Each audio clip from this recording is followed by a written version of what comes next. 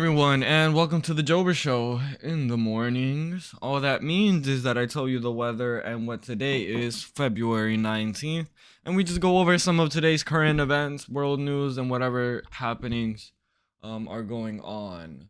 This is our new stream schedule we've been trying out. Might announce it officially for next week, get it really going off the ground. We have a couple of things to cover, in my opinion, that are of Willing interest. to do that. I do want to start with something in particular. We can kind of go off from there, see what we have time for. We really only have 25 minutes, so I'll try to keep it brief. This will be a short episode for us. I will upload it, I think. There's some good stuff that we're going to talk about. That coffee is ass.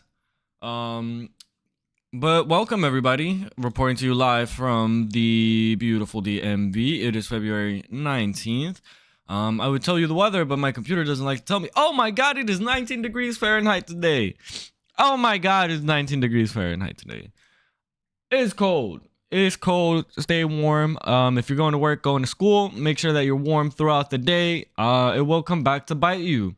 Anyway, hope everyone is doing fantastic today, as best as we can be. A little bit of personal news since yesterday. I slept. I mean, I did the episode in the morning. It wasn't great. And then from there I drove to work and I was off. So I just went home and enjoyed the rest of my day. I played Marvel Rivals. I lost a bunch, won a couple. And then I just spent the evening with my girlfriend. So that was that, and now we are back, and I have a couple of things to go over with you guys, starting with this New York Times article from yesterday. As Trump exports deportees, hundreds are trapped in Panama hotel. The administration has asked Panama to take in hundreds of people who can't easily be sent back to their countries. Many say they are in danger, and you might be wondering, well, the other Spanish countries are right there. You mean Central American? Correction. Certainly no Spanish immigrants being sent away in these flights, right? Well, you'd be wrong. It is, and I'm glad they did this on the little subheading right here. Migrants deported from the United States are being held at the Decapolis Hotel Panama in Panama City. The deportees come from Afghanistan, Iran, China, and other nations. Certainly not Central America. And you're probably wondering, well, can the US just do that? No, they can't. That's such an awful thing to do. And just let's just analyze a little bit of the language of this article. We're not gonna read the whole thing, it's long as shit. It's New York Times. I think it's free. It let me read it, so hopefully it lets you read it. But I recommend you check it out, because I'm sure people will try to bend the truth a little bit with what's going on. So they were stripped of their passports and most of their cell phones, they said, and then locked in a hotel, barred from seeing lawyers, and told they would soon be sent to a makeshift camp near the Panamanian jungle. At the hotel, at least one person tried to commit suicide, according to several migrants. Another broke his leg trying to escape. A third sent a plaintive missive from a hidden cell phone. Only a miracle can save us. Hence how the journalist got in touch and got to cover their press was not allowed to enter the vicinity, to enter the detainees. Not much is being said. Costa Rica is also receiving a flight from the United States carrying 200 deportees from Central Asia and India. Panama and Costa Rica have said that the operations will be supervised by United Nations agencies and financed by the United States. What the fuck is that, bro? We can just ship people wherever we feel like. You know what that reminds me of? The fucking transatlantic slave trade. What the fuck is going on? We're just deciding that we can lock people up. Like, okay, but I'm not overreacting at all. I'd like to make that extremely clear here. This is exactly what it sounds like people who have rights, people who have their own autonomy and reasons for even approaching the American border to begin with, are just being sent wherever. In one window visible from a sidewalk below the hotel, a woman caught out a latchless glass panel in an attempt to escape. When she noticed journalists below, she held up a piece of paper that held Afghan. Yeah, some of these people in their testimony, you know, they're understandably afraid for their lives of if they are to be sent back, right, to their country of origin, I guess you could say. Not that that defines who you are as a person. As we can see in one of the testimonies here, Miss Gazemzadeh, who sent a reporter the text saying only a miracle can save us. She said she was an English teacher who in Iran had converted to Christianity in an underground church. According to Iran's Islamic Sharia law, converting from Islam is considered apostasy and is a crime punishable by death. Listen to that. Where essentially the threat is go back yourself or we'll send you back. Both of those situations, you end up dead. Why would you want to go back, right? It's not even a matter of it like oh my god, I lost my train of thought. I looked at chat for a second. What's good, Marco? Welcome to the show. Thank you so much for tuning in. Right now I'm just covering this New York Times article about a fucking hotel in Panama being used to temporarily detain migrants, one who has already tried to take their lives. But anyway, going back to this, like that's essentially the ultimatum that you're offering people, right? And if we're not going to analyze it from an ethics standpoint at the individual level and just look at the person as a human being who deserves rights and does not deserve inhumane treatment, this is America doing this shit. This is shit that we criticize other people for doing, like, and this is what we are defining ourselves as, to be a tad bit nationalistic there with you, is awful. Like, this shit is awful. Like, this is gross, dude. Like it should not be underestimated what it takes to say something like, I would rather jump off a plane than go back to China. And you know, some people are very hyperbolic in their way of, and I'm hyperanalyzing this because I know there will be people trying to undermine the level of humanity that this should be treated with.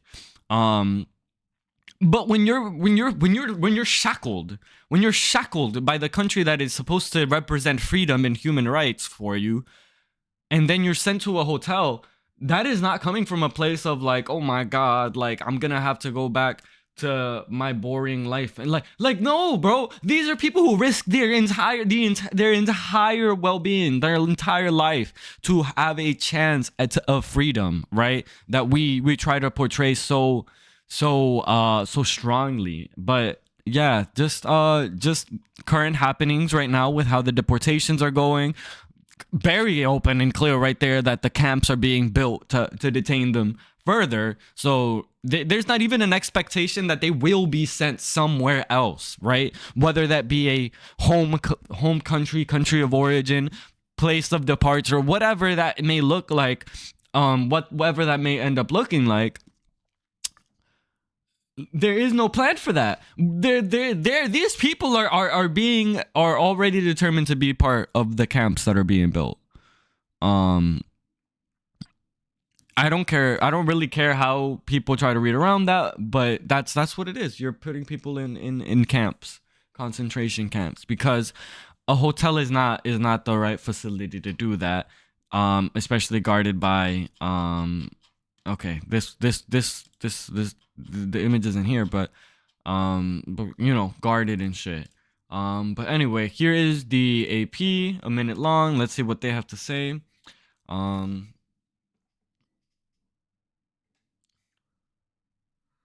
Como manera de prevención, estas personas no pueden circular por nuestro país, precisamente. As a preventive measure, these people are not allowed. Estas personas no pueden circular por nuestro país, precisamente para to move around our garantizar la country in order seguridad to y la guarantee paz the safety de and los peace of ciudadanos panameños. Panamanian citizens. Nosotros le brindamos a ellos todas las atenciones necesarias médicas, We are providing them with all the necessary medical services, food, and comfort, and we will continue to do so until the last one has left our country, which is what was agreed with the U.S. government. So I'm wondering, right? Like, do they just not know that America is doing like Nazi 2 shit, or like are they being a part of it? Like, Se acordó el recibir it was agreed to receive 299 people from the United States so that they could be repatriated to their respective countries of origin. We've lost our damn minds. We have lost our damn fucking minds. There's an international organization for migration and the UNHCR. Well, that's just another international organization we don't give a fuck about. Up there with World Health Organization, UNRWA, let's see, the International Criminals Court, let's see, what else do we have? You know what? We'll just leave the list there. Just know there are plenty more. Amazing. All right. Well, so that is the current situation. That is a latest development, I guess you could say. I don't fucking know. That just, to me, I read that and I was like, what the fuck, man? That's so fucked up. That's so stupid.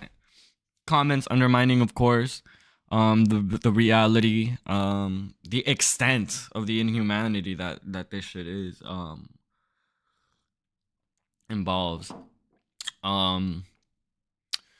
In other news, there have been talks about Ukraine without Ukraine present. Little bit of highlights from what I came across.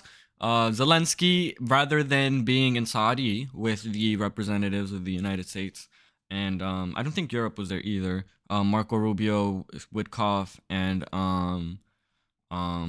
some guy named Waltz. I don't remember his first name or what he does. We're gonna find out right now.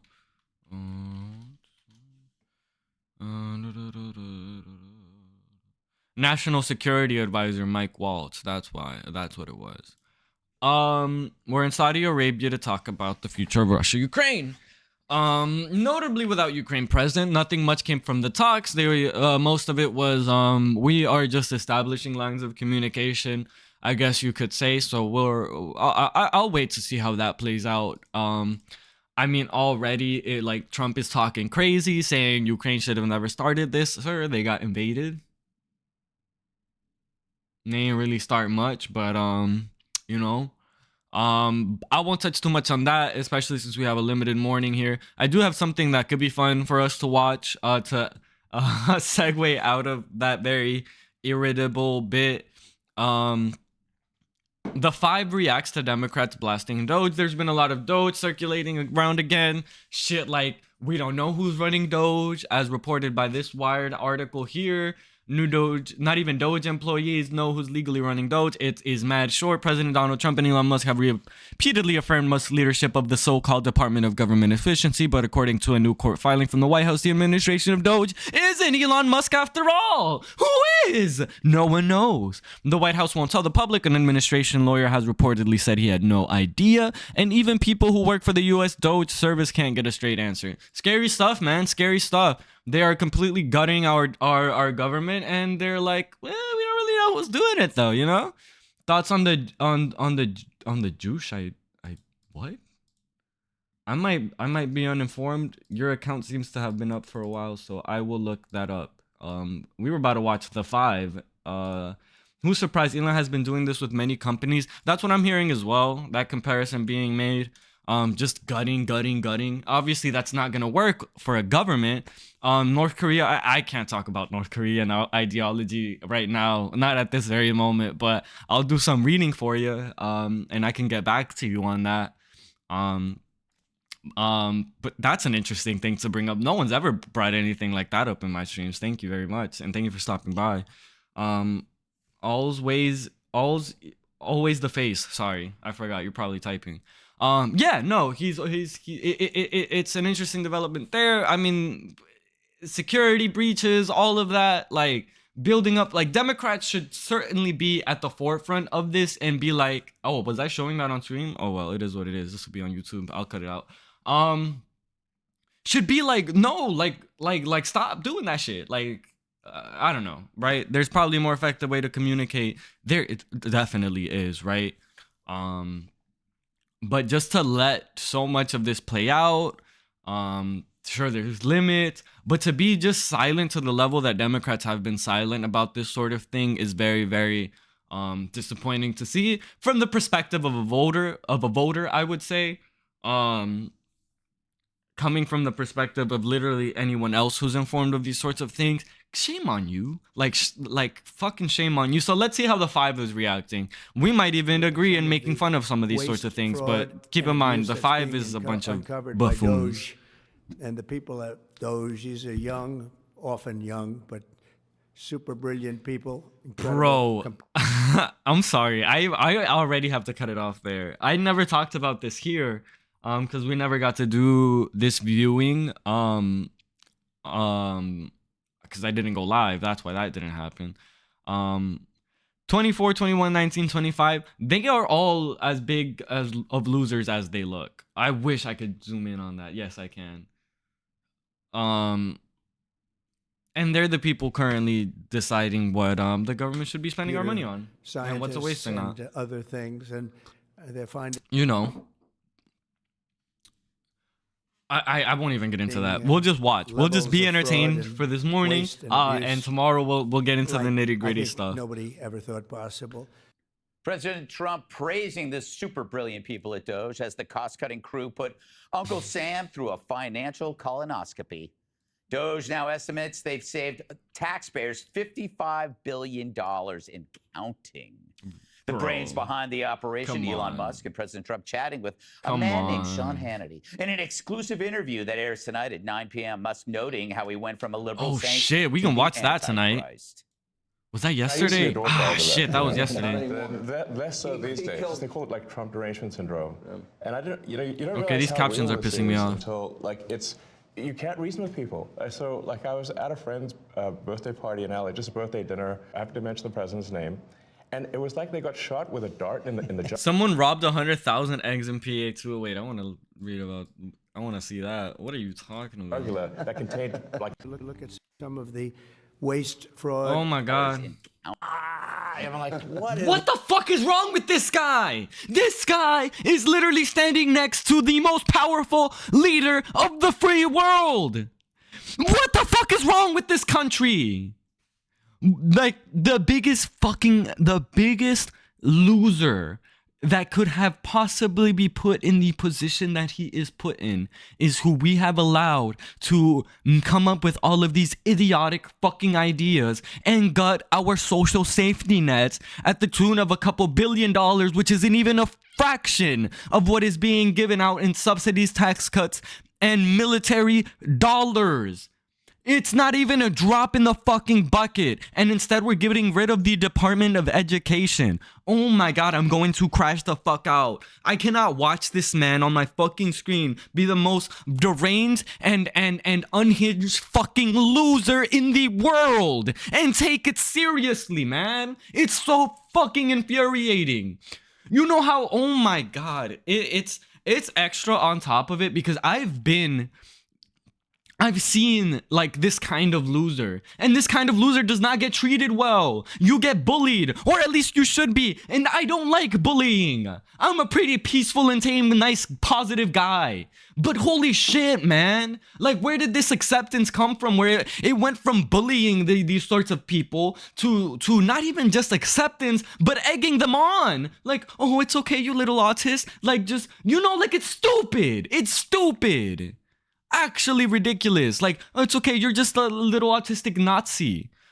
fucking dumb as shit, bro. People should have hobbies. People should feel comfortable to do the things that they like and enjoy to do, but not to be a fucking Nazi and let it get to this degree.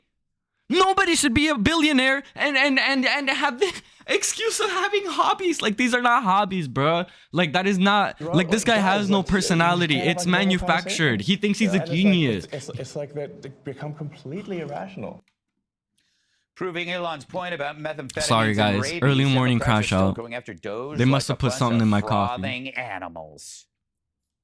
Doge, I call the Department of Government Inefficiencies, is Oh my God! He said government. It's a Department of Government Inefficiency. Oh! causing a reign of terror, You're a politician. Do something about it. You got voted to stop this sort of chaos. chaos across the federal government. If it's an emperor, Republicans want this President's Day. Oh, never mind, It's it's about news. time they just say that and drop any and all pretense, because Donald Trump sure has. DOGE and Elon Musk and his army of hackers pose a grave risk. And there's such a difference, though, between perhaps trimming government, reshaping government, and dismantling All government. of our elected Nothing is officials secure are right now, embarrassingly bad and at their the job. government is not My being God. remade to be efficient. This is an effort to destroy it. Oh, really? Oh, really? The government is they're not working to make it more efficiency? No shit, dumbass.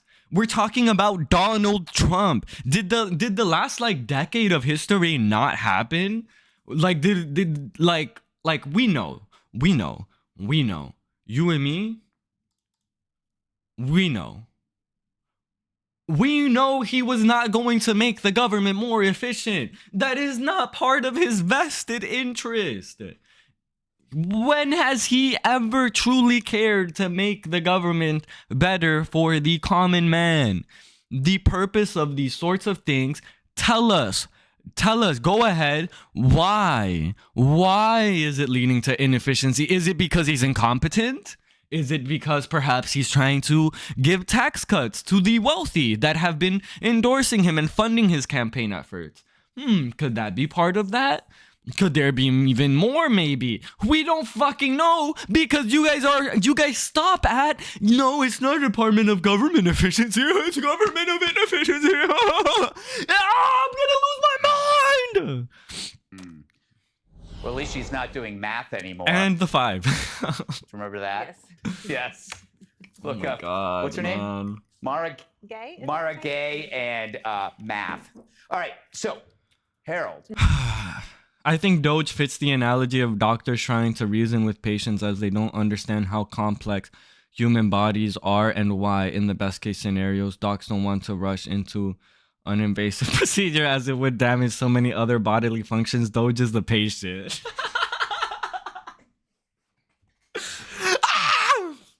That's a great way to put it. I did, for a second, I thought you were saying Doge was the doctors, and we, as the patients, don't understand. Yeah, no, I don't even think it's to that degree. To be fair, I think Doge is willfully incompetent, right? So it's not so much like the patient just has no way of understanding, because how do you tell someone who hasn't experienced 8 years of medical school and whatever else on top of that to try to shift their perspective to what they are trying to tell me is they are the professional, I am trying to understand it, you know, we might not be at that same level. Instead, I think it's no, the doctor is dumb. So I am smarter than the doctor because I know how to read programming. And I will, this number here means we save money. And it's not even the numbers that they're saying. Like, if I had the sources ready to pull up, I would. But something like they came out and said they've saved 15 billion, and 8 billion of that was actually 8 million. And then another 3.5 billion of that wasn't even like a fucking contract that they actually saved money for us on. It was like, well, not that they're saving us any fucking money, right? Because we're talking about negligible amounts that don't amount to anything significant.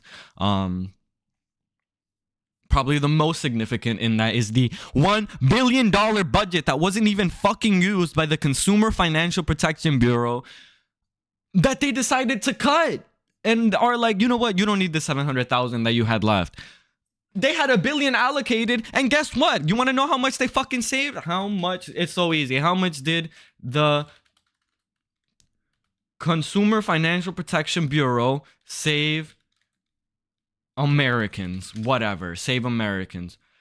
Securing $20 billion in relief for consumers, including reducing loan balances and erasing debt since the agency's launch. Are we all of a sudden gonna save $20 billion now, getting rid of 700 million? I'm not the best at math, but no! The point you just made makes me tweak even more. The dumbasses online think they're doing good by saving billions, which is so little compared to the budget. That's little compared to the budget. That's little compared to what these organizations and shit do. And it's like it's just undermining the safety nets that people have. Like, people need this sorts of thing so that you don't have like Amazon charging you $50 a month to use Amazon Prime, as they're also trying to eliminate the United States Postal Service, you know? And if they think that's a lot, then how are they okay with the billionaires? Exactly. But those two things don't connect. Those wires don't connect for them, right?